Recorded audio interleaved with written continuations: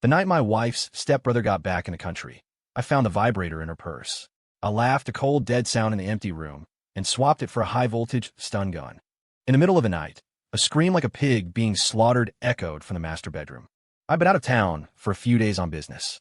When I dragged my exhausted body home, Chloe and Leo were lounging comfortably on the sofa, watching some trashy reality show. She was in a thin nightgown, and the air was thick with a strange, cloying scent. The dining table was a wasteland of takeout containers and half-eaten food. A tower of unwashed dishes sat in the sink, a cloud of fruit flies buzzing over it. The floor was littered with crumpled napkins and discarded food wrappers, the once gleaming hardwood filmed over with a layer of grime. Seeing me, they both jumped, awkwardly shifting apart. It was clear they hadn't expected me back so soon. Ryan, Leo stammered, his voice trembling slightly. "You're back." Chloe's voice was flat, betraying no emotion, just as if it were any other day. "There are some leftovers on the table. After you eat, you can do the dishes." "Eat." I stared at the swarm of flies dancing over the cold, greasy food, and my stomach churned. After all these years of marriage, it was like I was seeing this woman for the first time. "And after you do the dishes, mop the floor." "Leo and I are going to the gym for a couple of hours," she said. Before I could answer, she'd already gone back to the bedroom, emerging moments later in yoga pants. She looped her arm through Leo's and headed for the door. My face was a stone mask as I stepped in front of them. "Chloe, don't you think you two are a little too close? People are going to talk." Chloe shoved me aside, her eyes flashing with anger. "He's my stepbrother, Ryan. What the hell is wrong with your head?" Leo sheepishly pulled his arm from her grasp. "Yeah, man, you're being a little paranoid." "Don't listen to him. He's losing it," Chloe muttered, dragging Leo out the door and slamming it behind him. I was left alone in the living room, with nothing but the garbage and the buzzing of flies for company. What the hell had I married? I sank onto the sofa, pressing my fingers to my temples. That's when I saw it, Chloe's purse sitting on the cushion. Some dark impulse took over. I reached for it and pulled the zipper open. Inside, nestled among her things, was a vibrator. The packaging was gone. It had been used. The sight hit me like a physical blow. A brutal, invisible hand squeezed my heart, a pain so sharp it stole my breath. We'd been married for years, and I knew for a damn fact she hadn't bought that for me. I couldn't believe it, couldn't accept that Chloe would use something like this behind my back. But a quick search on my phone for the model confirmed it. The truth was as cold and hard as the screen in my hand. As much as I wanted to deny it, the evidence was ironclad. Chloe was cheating on me. And was it with Leo? My face darkened as I dug through her purse, searching for more proof. Soon, I pulled out a red iPhone. This wasn't her usual phone. She always made a big deal about supporting American tech, claiming she'd never use an overpriced iPhone. If I remembered correctly, this was a gift from Leo when he returned from his trip abroad. My hand shook as I turned it on and entered a passcode. Her birthday. Wrong. My birthday. Wrong. Pathetic. Why was I even trying my own birthday? I typed in the date Leo came back to the country. It unlocked. Of course. The messaging app had another lock on it. I tried Leo's birthday. It opened. I froze, my finger hovering over the screen. Maybe I didn't need to go any further. Everything, every single detail, was screaming that they were together. Leo had been back for 3 months. Their behavior had been way too intimate, completely unnatural, and I, like a complete idiot, had been blind to it all. But I had to see it. I had to kill that last, desperate sliver of hope. With a trembling hand, I opened their chat history. His contact name was just Leo. But the messages sent me plunging into an abyss of ice. "Leo, when are you coming back? I can't stand the smell of that slob anymore. Every day he comes home, it feels like I'm walking into a tomb. Leo, please come back soon." On the day Leo returned, I was home and had video called Chloe. She'd said she was helping him check into a hotel, that our place was too small, and she didn't want him to be uncomfortable. "Leo, are you at the airport yet? I'm waiting for you at the hotel." "Chloe, I brought you something new for my trip." "Ooh, I can't wait." "Chloe, I miss you like crazy." The 20th. That was the day we were taking photos for our 3rd wedding anniversary. "Chloe, why aren't you with me today? Are you with that pig? Send me a video, Chloe. I'm waiting for you downstairs from the photo studio." "Chloe, won't he get suspicious if I just move in with you?" "Chloe, living with you is fucking awesome." The last message still sitting there was from him. "I bought that new toy. Let's try it tonight." Ball rose in my throat. I felt like I was going to be sick. That Chloe, my Chloe, could say such disgusting things. I couldn't wrap my head around it. I had thought she was just a little lazy, that she didn't like doing housework, but that deep down, she loved me. She'd always defended me to her parents. When we got married, She hadn't demanded a lavish wedding or a huge ring. Now I saw it all. Marrying me was just a cover. Her real goal was to be with Leo. Those two bastards. They were probably together long before she even met me. The shamelessness of it all. I was just a pawn in their sick, manipulative game. My gaze turned to ice. Fine, Chloe. You want to play dirty. Then don't blame me for what comes next. I went to my go bag and pulled out a stun gun. It was the same size and shape as the vibrator, capable of discharging over 300,000 volts in an instant. I kept it on me for self-defense during my business trips. Then I called her parents and relatives. I invited them to Port Collins for a little vacation, all expenses paid. Flights, hotel, food, everything on me. Hearing an offer like that, they wouldn't miss it for the world. For years, they've been looking for ways to bleed me dry, still bitter about the modest wedding. I gave them a specific date and told them I'd pick them up from the airport myself. In that moment, I felt like a monster they had created. I photographed all the evidence, then put Chloe's purse back exactly as I found it. Just as I finished, there was a knock at the door.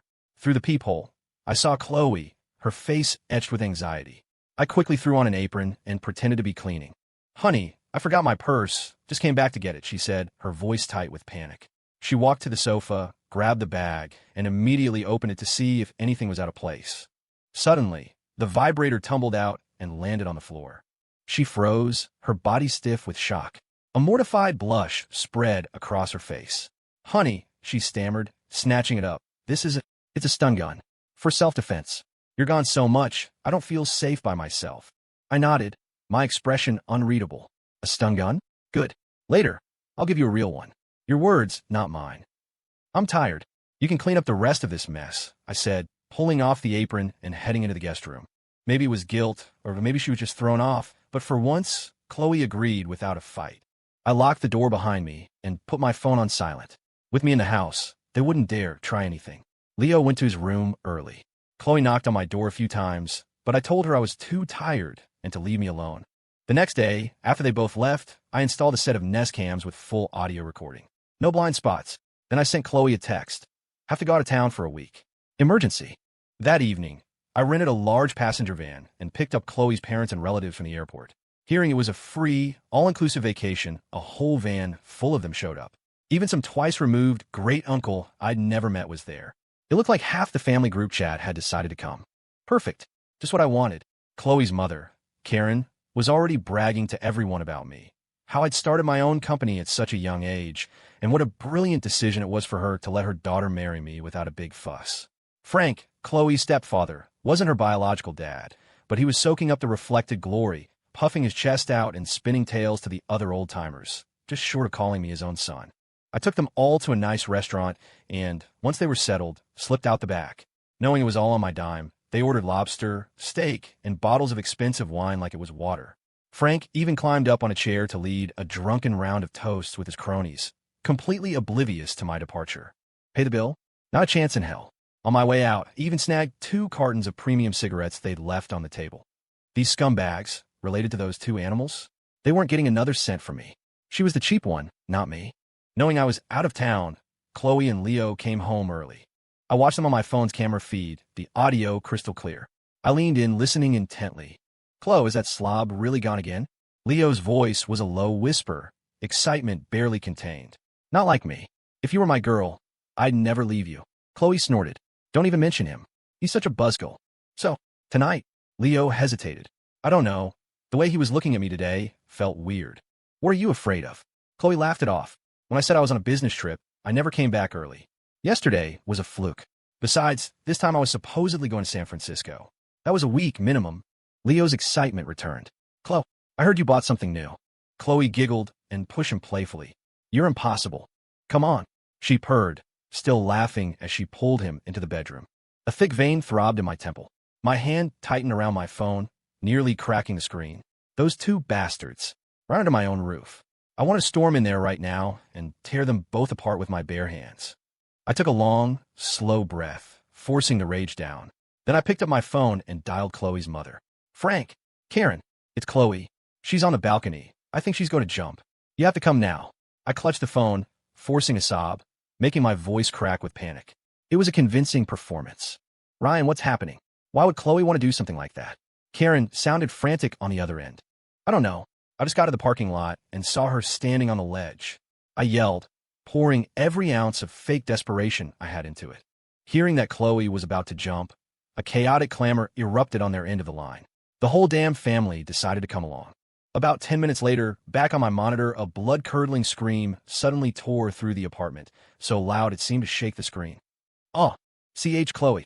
What? What did you do?" Leo's voice was a terrified, trembling mess. I don't know." Chloe stammered back, her own voice distorted as her body convulsed. It's electric. Holy shit." Leo sounded like he was about to cry, his eyes rolling back in his head. "Get it off," he screamed. I can't find the switch." Chloe shrieked, but the current surging through her body only made her twitch and seize uncontrollably. A thin wisp of smoke curled into the air. Even through the screen, I could almost smell something burning. By this time, I was already riding the elevator up. Her parents and the flock of relatives were even faster. They were already crowded outside my apartment door when I arrived, along with building security and a few neighbors who'd been woken by the noise. The hallway was packed. A security guard stepped forward. "Mr. Miller, thank God you're here. We've been getting noise complaints from your unit. It's disturbing the other residents." He looked confused, seeing me walk out of the elevator. "Mr. Miller, did someone break into your apartment?" A neighbor immediately piped up. "No way. I definitely heard a man and a woman in there." That comment was a bomb. A wave of pitying looks washed over me. The poor husband, working himself to the bone, only to come home and find his place has been invaded. And not just invaded, but caught red-handed by security and the whole neighborhood. It was public humiliation of the highest order. Frank and Karen's faces were grim. "Don't talk nonsense," Frank snapped. "My daughter is just under a lot of stress. She was just letting off some steam." That's right. The relatives chimed in, trying to wave people away. "Everyone disperse. Nothing to see here." But the crowd didn't budge.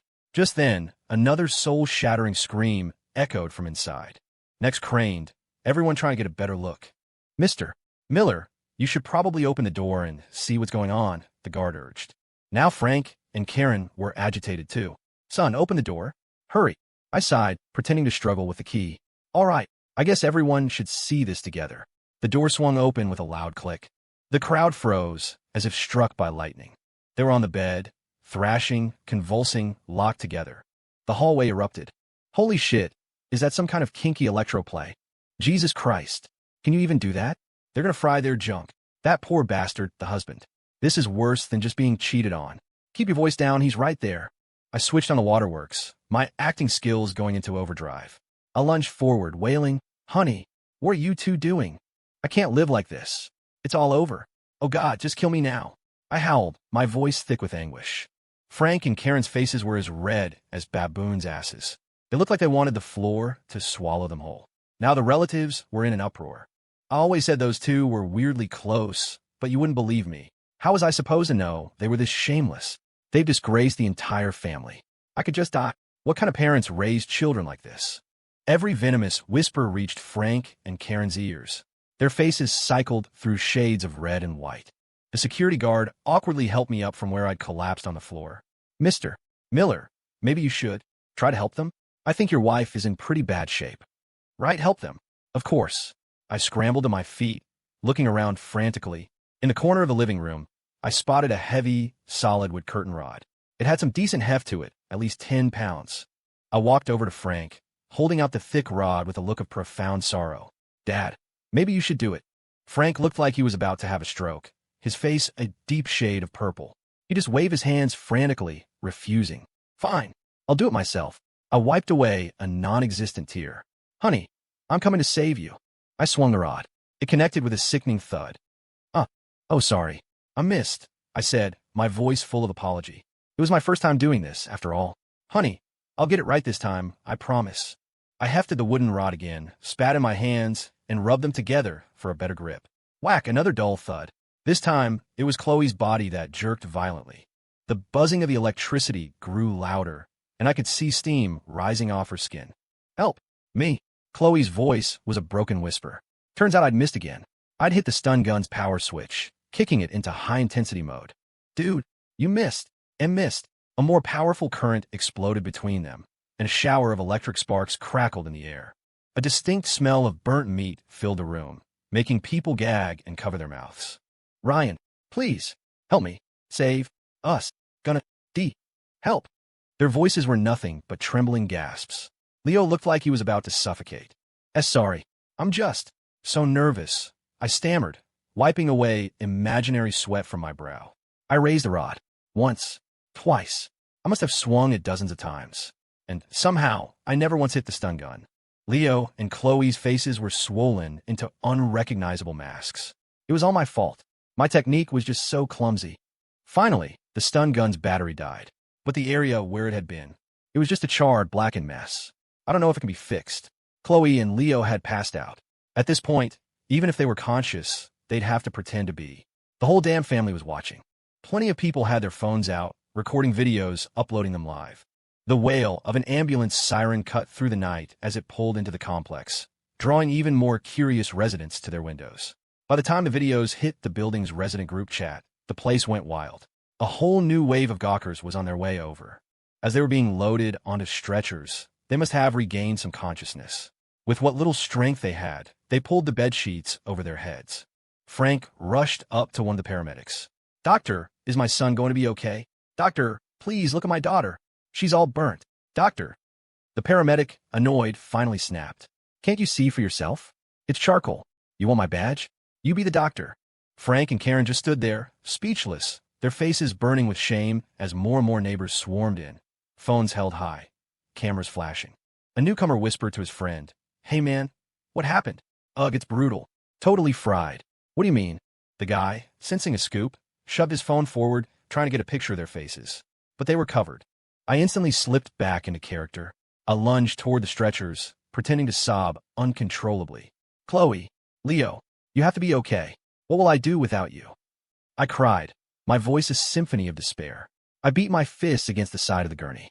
A nurse tried to gently pull me away. In my grief-stricken state, my hand accidentally snagged the sheet covering Chloe's face, yanking it off completely. Her pale, blackened face was exposed for all to see. The crowd surged forward, and the sheet was instantly trampled underfoot.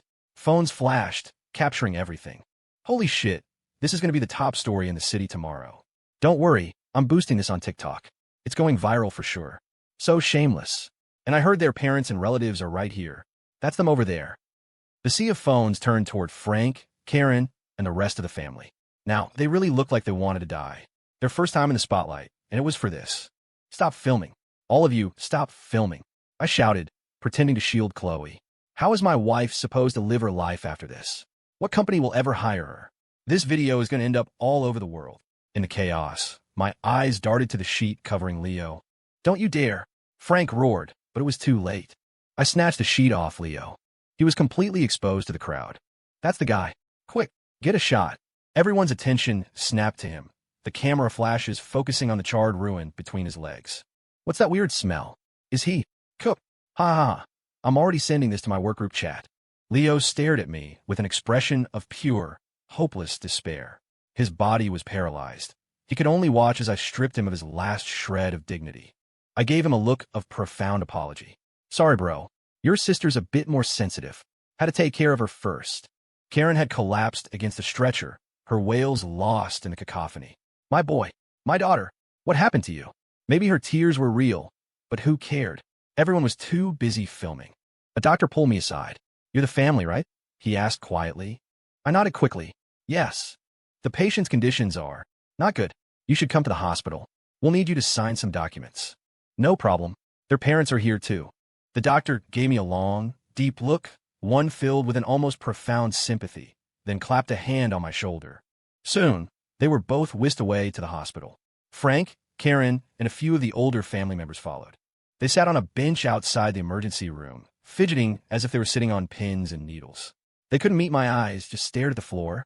I stood by the door, chain-smoking one cigarette after another. I could hear the nurses whispering. Did you hear? Those two are the ones from that video online.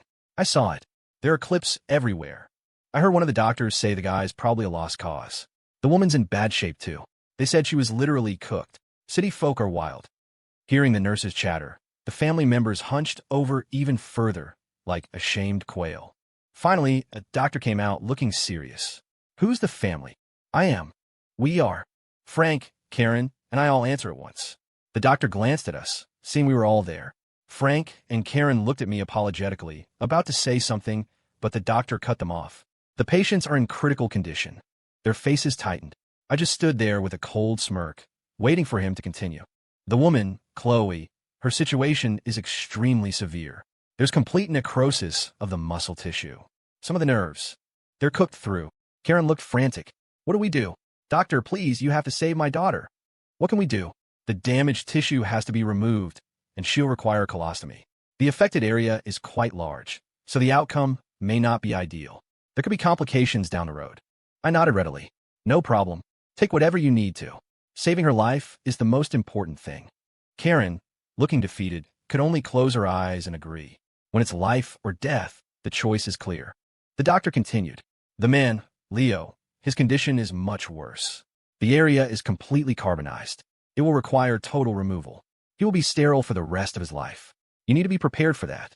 Hearing this, Frank looked as if he'd been struck by lightning. The blood rushed to his head, and he nearly fainted on the spot. After a long moment, a gut-wrenching howl tore from his throat. My son, it's gone. It's all gone. He and Karen had married later in life, each bringing a child from a previous relationship. They couldn't have any more children. In that instant, his entire world came crashing down. Cut it off. Cut it all off. Save his life. Nothing else matters if he's dead, I said calmly, scribbling my signature on the consent forms. Overcome with grief, Frank was practically limp as Karen grabbed his hand and pressed his thumbprint onto the page. The doctor collected the forms. One more thing. The total cost for treatment is estimated to be at least $50,000. We'll need a $10,000 deposit to begin. Suddenly, Frank wasn't dizzy anymore. He and Karen both whipped their heads around to look at me, their meaning unmistakable. They wanted me to be their ATM again. I held up my hands, my voice cracking. All my money goes into a joint account with Chloe. I don't know the password. I even pulled out my phone and showed them my empty Venmo balance. Karen shot a furious glare at Frank. This is all your son's fault. You pay for it. Frank shot back. What do you mean, my son's fault? It was your daughter. I'm not paying. You pay. Karen instantly went into drama queen mode. Oh, woe is me. Where would a poor old woman like me get that kind of money? You and your son are all alike, ganging up to bully a poor widow and her orphan child. Frank's face turned beet red. That's bullshit. What about your pension? Use that to save them. It's not like I won't pay you back. That lit a fire under Karen. She jumped up and started shoving him. You have the nerve to mention my pension? You snake. You secretly transferred your pension to your ex-wife, and now you're after mine. You shameless old hack. I'll tear your face off. Karen shrieked, yanking out a clump of Frank's white hair. The two of them started brawling right there in the waiting room. They knocked over the water cooler, sent chairs and tables flying. Karen, you bitch. My family is ruined because of you two trash. I'll kill you. Frank kicked Karen hard in the stomach, making her double over. Not to be outdone, she raked her nails across his face, leaving deep, bloody scratches. It was an all-out war, a shocking spectacle for everyone watching. Finally, security guards had to come and pry them apart. They were a mess, clothes torn, covered in blood. The doctor walked over, looking utterly exasperated. Are you going to pay for the treatment or not? If you delay any longer, I'll have to issue a critical condition notice. We'll treat them. We'll treat them. Definitely. I said quickly. In the end, Frank and Karen each paid half, basically taking responsibility for their own kid. After they'd swiped their cards, I clutched my chest and made a solemn promise. Dad, Mom, don't worry. As soon as Chloe wakes up, I'll pay you back every penny. The light above the operating room door turned on, and everyone let out a small sigh of relief. But the surgery didn't go smoothly. One notice after another was brought out. I signed every single one without hesitation, with only one instruction. Remove everything you have to. Just keep them alive. At this point, Frank and Karen could only nod along numbly. The doctor, perhaps moved by our decisiveness, promised to do his absolute best. The next day, when the operating room doors finally opened, Frank and Karen rushed in. I walked out of the hospital with a cold smile on my face. I took all the evidence I had to my lawyer and had him draw up divorce papers. You want to be tied together, you trash? Fine. Be tied together forever. I'm done with you. My phone was blowing up with calls from Chloe's number. I didn't have to guess why. They needed more money. I blocked her number. I waited until evening before I returned to the hospital. When I pushed open the door to their room, Frank and Karen were gone. It was just Chloe and Leo. Perhaps because of the new colostomy, the room reeked like a backed-up public toilet. A nurse changing their dressings had her hand over her mouth, rushing to finish before she fled the room. Seeing me, Chloe forced herself to look up, her face pale. "Honey, you're here," she whispered. My face was ice. I slapped the divorce papers down on her bedside table. "Chloe, we're done," I said, my voice low and hard. "You get nothing. The house, the assets, it's all mine." Panic flooded her eyes. "Honey, no. It was a mistake. I was just confused," she pleaded. "Please forgive me, okay? I promise I'll be a good wife from now on. I'll cook for you, I'll clean." I shook my head. "Don't need it. I don't do sloppy seconds. You love Leo, right? I'm doing you a favor. I'm setting you both free." Tears streamed down her face. She tried to sit up to beg some more, but the movement pulled at her stitches. The agony nearly made her pass out, and a fresh wave of stench filled the room. I calmly took out a face mask and put it on. "If you don't sign," I continued, my voice cold, "I'll upload all these videos to the internet and send them to your entire family group chat." Chloe's face went white. "Ryan, you're shameless." "Shameless?" I laughed. "More shameless than what you did." Outside the room, a crowd of gawkers had gathered again. Chloe and Leo were the #1 trending topic online, and people were flocking to the hospital to catch a glimpse. Someone was even live streaming at the door, the camera pointed right at them. "Is that the woman? Ugh, disgusting. How can someone be so vile? Makes me sick." The comments from the hallway made Chloe's face burn. She wished the ground would open up and swallow her. Eventually, the overpowering smell drove the crowd away, and even the neighboring rooms started to complain. "Ryan, I'm not signing. You can forget about it," she hissed. "I've been with you for years. You think you could just kick me to the curb? Don't even think about it." I almost laughed out loud. The woman was still living in a fantasy world. "Then wait for my lawyer to serve you," I said. "And by the way, tomorrow's headlines? They're going to be all about you too." I turned and left. Chloe stared at the papers, and the tears started flowing again. She grabbed the water pitcher from her nightstand and hurled it at the still unconscious Leo. "This is all your fault," she screamed. "Now he knows everything. You've ruined my life." She started throwing anything she could reach at him.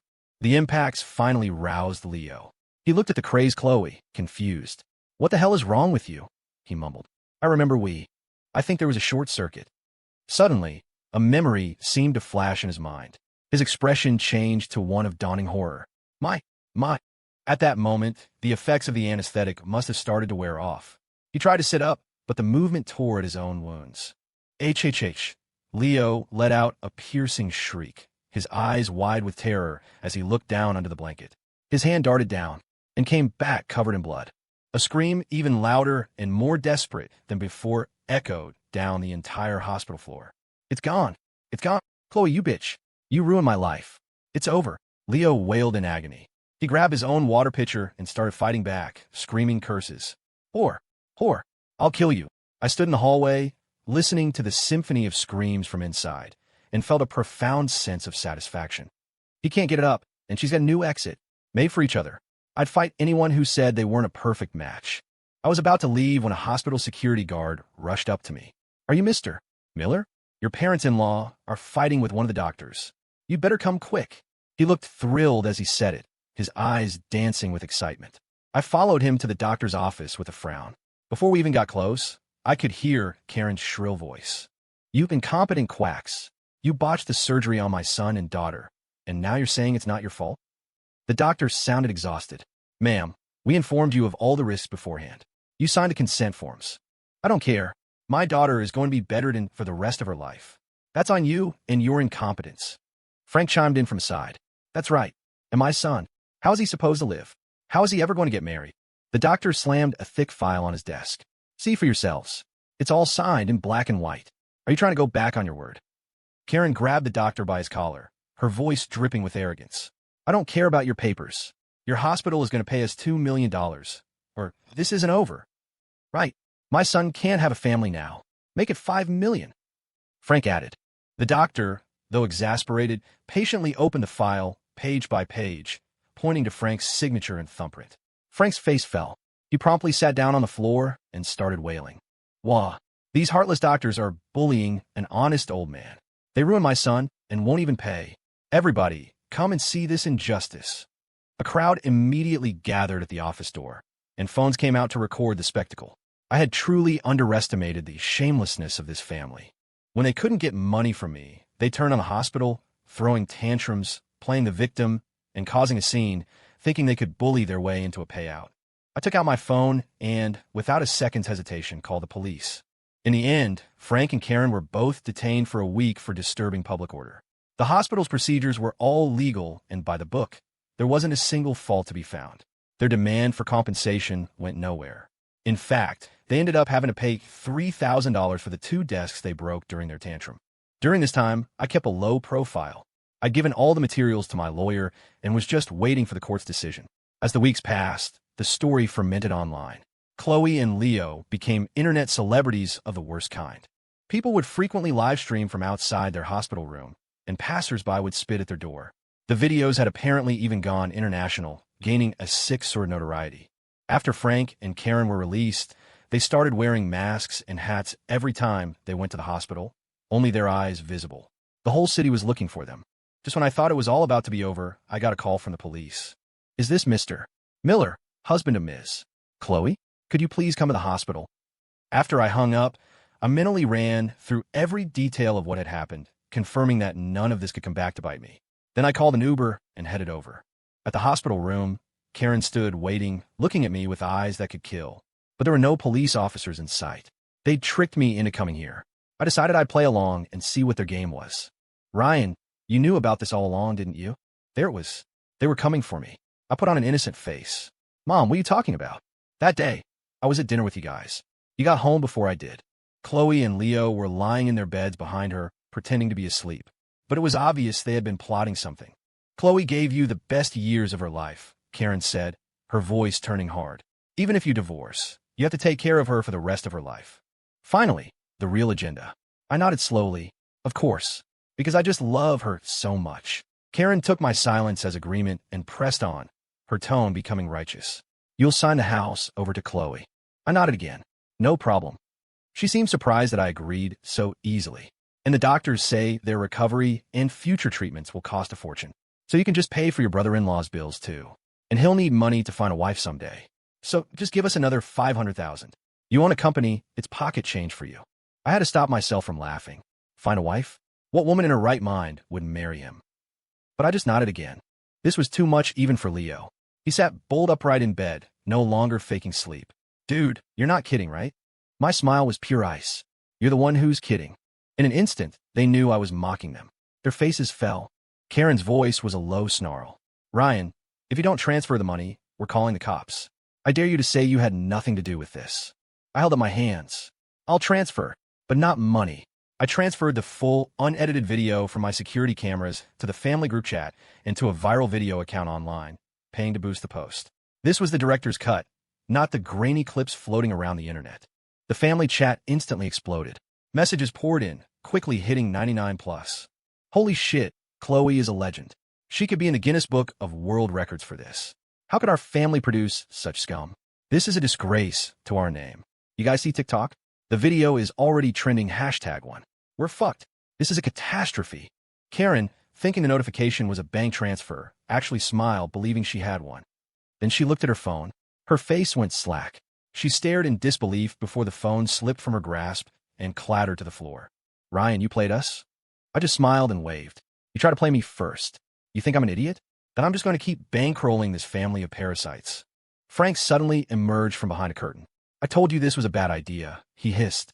"This is all your daughter's goddamn fault. I wasted years raising her."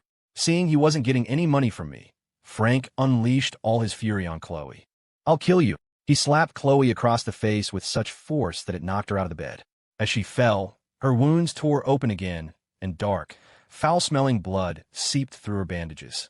"Dad, don't hit Chloe," Leo cried out, a flicker of pity in his eyes. Seeing her daughter get hit, Karen's eyes turned red. She became a cornered lioness. "You dare touch my daughter? I'll kill you both." She lunged forward and kicked Leo squarely on his wounded abdomen. Leo curled into a ball, his body arching like a cooked shrimp, his face turning a dark shade of purple as he tried to protect himself. "Mom, don't hit Leo. It was all my fault." Chloe sobbed, writhing in pain. "Stop it, please. I'm begging you, stop." But Karen was deaf to her pleas, kicking Leo's wounds over and over. Frank immediately joined the fray, attacking Karen. The room descended into utter chaos. Screams, sobs, shrieks of pain, roars of rage. I backed out of the room with a cold smile. See, I didn't even have to lift a finger. For a little bit of money, these people would tear each other apart. The commotion quickly attracted attention. In the past few days, Chloe and Leo had become top-tier gossip fodder. The slightest disturbance brought the vultures circling. I pulled on a mask and slipped out a back exit. Later, I heard it took 3 hospital security guards to pull them apart. Leo ended up with 3 broken ribs, his wound a bloody pulp. Karen didn't fare much better. Her leg was broken. Frank was the worst off, his face permanently disfigured. As for Chloe, Frank had landed a few cheap shots, and her internal stitches had apparently ruptured again. She was rushed back into surgery. Soon after, Frank and Karen were arrested for aggravated assault. Chloe and Leo lay in the hospital, undergoing more surgery, their fates uncertain. A month later, the court's judgment came down. For her infidelity and lack of any contribution to the family or my business, Chloe was granted the divorce with absolutely nothing. She was left with only the clothes on her back. At the same time, the verdict for Frank and Karen was delivered. For assault causing severe bodily harm, they were each sentenced to 5 years in prison. The next time I heard news of Chloe was 3 months later. After her parents went to prison, she had apparently lost her mind. She spent her days destroying her hospital room. The colostomy had required another surgery, and the constant, foul smell in the room made her increasingly agitated. The relentless cyberbullying had pushed her over the edge. One night, during a violent thunderstorm, Chloe picked up a fruit knife from her bedside table and stabbed Leo in the chest. In the ensuing struggle, they both tumbled out of the 6th-floor window and fell to their deaths. I sold a house in the suburbs and bought a small condo near my office, pouring all my energy into my company. Women, never again. Not for the rest of my life.